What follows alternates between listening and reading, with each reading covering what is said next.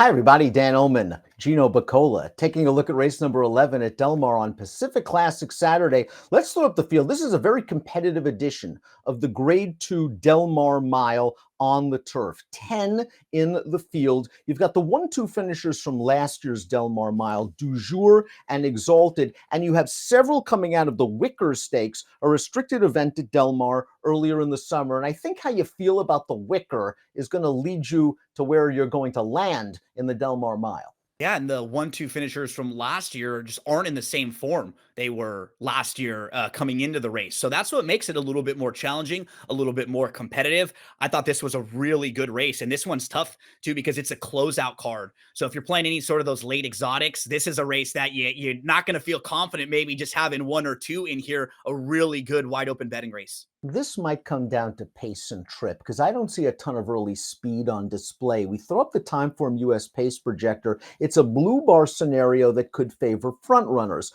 First Piece was not on the lead last time out when he beat several of these in the Wicker. As a matter of fact, he had a perfect trip tracking a 3-ply pace duel. But I guess after chasing those fast fractions, he could get to the front. Astronomer has shown speed in the past. We haven't seen it recently. Maybe the post position last time forced them to rate. Yeah, and I think First Piece, while he may not be on the lead, his tactical speed and his versatility is real key for him. Like he just has shown the ability that he can show some speed. He can set off the pace a little bit. And I think that's real key for him. Wouldn't be shocked to see Conclude try to get a little more aggressive because that worked out so well for him last year. He was the Grade 2 Del Mar Derby winner when they were pushing the pace and right on the front end. That is such an excellent point because Conclude's speed could be very dangerous in this race. It just seems like they've made a concerted effort to take him back in recent starts. And the last workout I saw, they had 2 targets in front of him and he blew right by them. So maybe they'll continue utilizing those tactics. Astronomer will be close to the pace no matter what. And breaking from the inside post, if he doesn't make the lead, he can sit a nice pocket trip. He ran second in the Wicker last time out.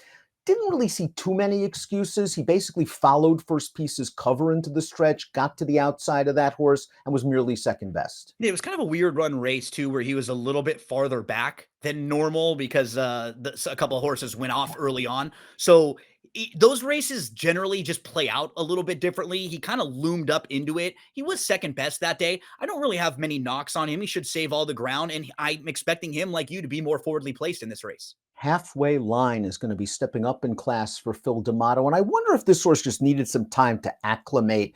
Didn't break very well in his first 2 starts in North America. A lot better in this race. It's only a first-level allowance, but it's a likable performance because he showed some agility, splitting horses, entering the backstretch, getting back down to the rail, getting to the outside, and then finally putting away this pace setter in the final 8th. Yeah, it showed major improvement in the 3 US starts. The problem is this is still a big step up for him. He's going to have to step up again and prove it in this spot. But no knocks on that last effort, and that's all you can ask for horses to improve and just get a little bit better each time they run. Du Jour's tactical speed might be his greatest asset. Plus, he has a ton of class. You mentioned that he won this race last year. He won the Kilroe to kick off his 2024 campaign. And while not embarrassed in the Shoemaker Mile, I'm interested in your take on the Eddie Reed. I think he has excuses. I think the mile and an eighth is a little too far for him. And when you watch the head-on replay, Juan Hernandez, midway in the backstretch, sort of looks back like this horse's heels might have been clipped from behind. And I wonder if that affected his finish. I completely agree. And he just looks like a real miler. Yeah. When you're watching his races. He really does. He's going to put 2 starts together now, and he's going to get that slight cutback, second start off the short break. I think he's one of the horses to beat in here, no doubt about it. I just figure that he's going to run a lot better in here. And honestly, when you look at his last couple of defeats, there's no Johannes, there's no Master of the Seas, there's no horse of that caliber in this race. Almendarez was the beaten favorite in the Wicker. He got a pace setup that I thought was kind to him. He just didn't punch home with the alacrity that I expected. Third off of the layoff here for Almendarez. Maybe he's racing himself back into shape. He was one of those 2 targets that Conclude ran down in that workout on August 25th. Yeah, he's still a 4-year-old with some upside in here. You know, he's making his 3rd start of the form cycle, multiple graded stakes placed, but I need to see it from him. He's a horse who I'll keep an eye on down the line because I do think he can continue to step forward, but I feel like this might be a little bit too tough of a spot for him.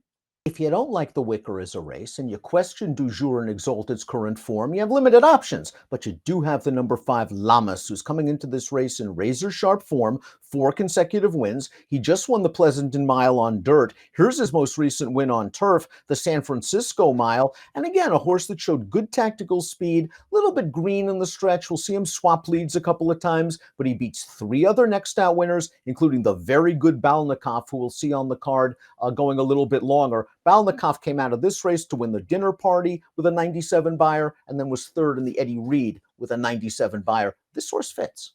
Yeah, he's really honest. He's a grade 3 winner, and you just start going through some of the horses that he's faced.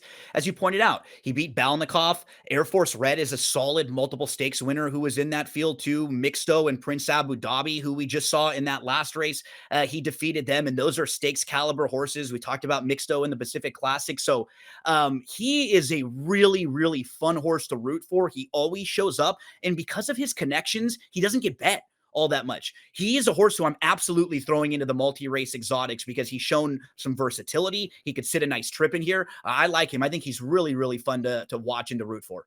Irideo, the number 6, is coming into this race in questionable form. He didn't run very well in the Wicker. I know he was a little fractious in the gate, but he got the pace he needed, and he just didn't fire. The good news about fans of Irideo is he pops at prices. He won his Group 1 at Argentina in 30-1. He won the Wicker in 2022 at 31-1. And he won the Clocker's Corner at 19-1. So he can score at prices when no one is expecting it. Yeah, and he's run well in this race. He was second in this race in 2022. He was fourth in this race in 2023. Group 1 winner in Argentina. But yeah, as we pointed out, he's a little bit tough to trust. You're going to be getting rewarded for that with your price. I think he's just won for his last 17 on the win end when you're looking at his North American races, but at least a nice horse to use in some of the bottom of exotics. Flashiest was really classy early in his career. He was actually second in the 2021 Del Mar Derby after winning an edition of the Oceanside that summer. He's sort of been stuck in the second level allowance ranks recently, but Leonard Powell's having a great meet, and I wonder if flashiness is finally reaching full maturity. He was third in the Wicker last time out, but he did get the right pace set up, and he did get a decent trip. Yeah, he's solid.